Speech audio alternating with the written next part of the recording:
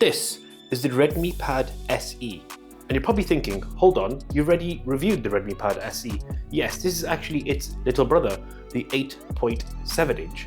Now, there's not to say there are some highlight features on here. You get a 5 megapixel front-facing camera, an 8 megapixel rear-facing camera, 90Hz display, and the sound output is powered by Dolby Atmos. So yes, some really great features. But we know what it is. It's an 8.7 inch tablet. The question is it any good? Let's find out. Starting off, let's talk about the front and mainly the rear camera on the Redmi Pad SE 8.7. Just going to call it the SE from now on. Essentially, both are designed in a way that they're serviceable but not great. In fact, the main focus of this tablet, if you ever look at the adverts, are actually its portability and that front 5 megapixel camera, which offers pretty decent resolution. So you get 1080p in terms of video output, so great for video conferencing and video calls in general. And then the rear, again, 8 megapixel, again, 1080p. None of them offer any ultra wide or any funky cool options. They're pretty serviceable front and rear cameras which serve a singular purpose. That is literally just to take a quick photo or a quick video, or to be on video, or to be a part of a photo, which is fine, to be honest, because that's all they need to really be. Because if you're going to buy something like the Redmi Pad SE, you're not looking for a powerhouse of a camera, and this definitely does not do that. But what it does do is offer a serviceable camera option. So let's talk performance of the Redmi Pad SE. So quick things to touch off: 4 GB of RAM, 64 GB of storage.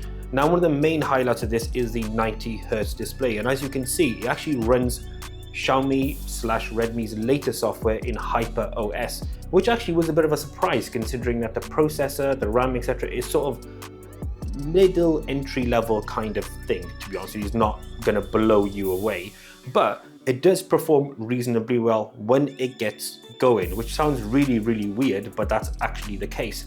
In things like general browsing, etc., it's absolutely fine. If we move across to things like watching any sort of video or video content itself, again, good, not great. But we're going to pause for about 20 seconds now and let you hear some of that sound output from those Dolby Atmos speakers.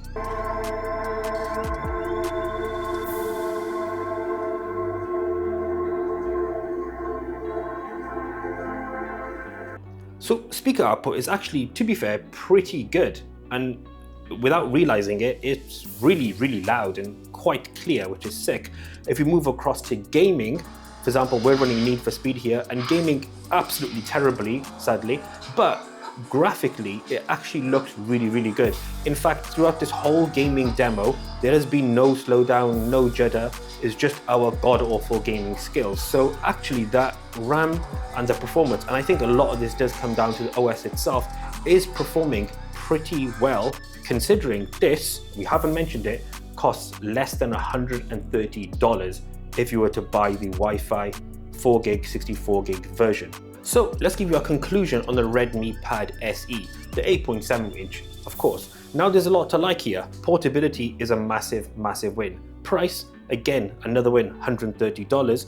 And then your other component of it is that 90Hz display, which actually produces pretty decent quality as well. Actually, we'll throw in the sound output, again, pretty good. Things that aren't so good.